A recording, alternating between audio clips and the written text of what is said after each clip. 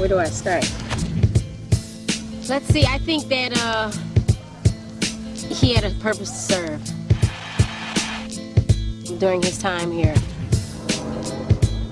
Did we actually lose Tupac? Out of the universe, there's 100%, 85%, you know, they don't know what's going on. 5% do and want to tell everybody, and then there's 10% who do and they don't want the other 85% to know. I think he was part of that 5%. I think everyone is sent here on a mission to find themselves and find out what their purpose is and to fulfill it. Now, he accomplished a great deal while he was here, and oh man, I don't know, because there's fate and there's destiny. You know what I'm saying? It's like fate happens and destiny is what you choose for yourself. So the way he left here, I don't know which one it was, but I just know that if you set a goal and you follow the path, you know, that it takes to get to your final destiny, then you may be able to get there if you can recognize the distractions, you know, that you may run into along the way. And I know that there was a lot of things in his life that may have been distractions, or I don't know, just things that just made it a little bit harder for him to climb that ladder, but he still was a very, very strong person. I've been through a lot of things. It's very similar to what he has been through, but he's been through that much more, and he's accomplished so much more than I have. So I can kind of relate to, you know, him in a sense of being strong and still pushing on and moving forward and trying to follow up with his mission, whatever it may have been. So, but yeah, I do believe he was here on a mission. Tupac gave me lots of advice. The most important advice he gave me was to be 100% real. He said that if I was real with somebody and if they couldn't accept it, then it was better to be respected for being real than, you know, to try to lie, because to pacify someone else's feelings. So I appreciated that from him, and I followed his advice, and a lot of people cannot handle someone being 100% real, you know what I'm saying? And that's why I think a lot of people could not handle Tupac, because he was about as real as they come, and it's like when you get that real, it almost seems like it's game. But that's the best advice he gave me.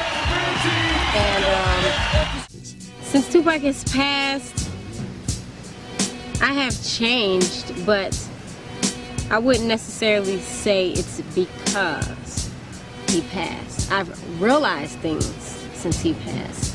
Like, you know, really thinking about death and what is it, and, you know, why do people mourn it? Why is it supposed to be such a painful experience? Why is it something that is like it signifies the end, when what I believe is it is not the end? When Tupac passed, I realized there were a lot of selfish people in this world. That's what I realized.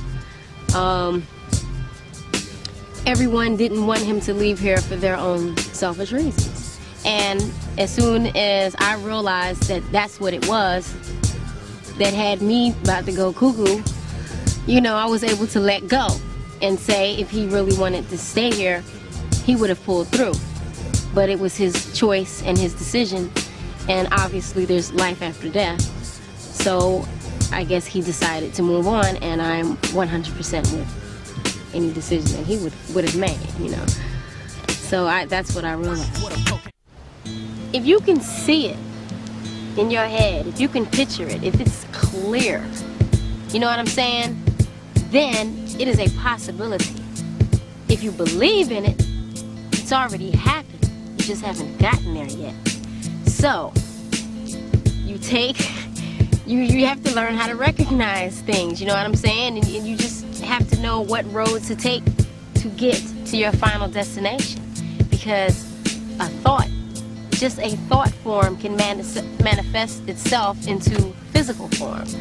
You know, so it's all about believing in yourself, believing in what you do, being able to see it knowing how to get there, living it, and trust me, it'll happen. Ask and ye shall receive. That is a very true thing, you know. Tupac, what did he mean to me? It was a little weird being in the presence of Tupac, and we're very similar. Similar to the point where we almost clashed. Both Geminis, and it was almost like 4 people being in a room. You know, and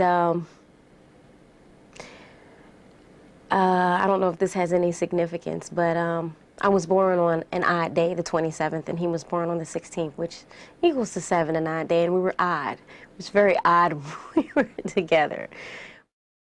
I got a chance to go to his house a few months before he passed on, and it was weird. It was a very weird experience because everything that was in my cabinets was in his cabinets.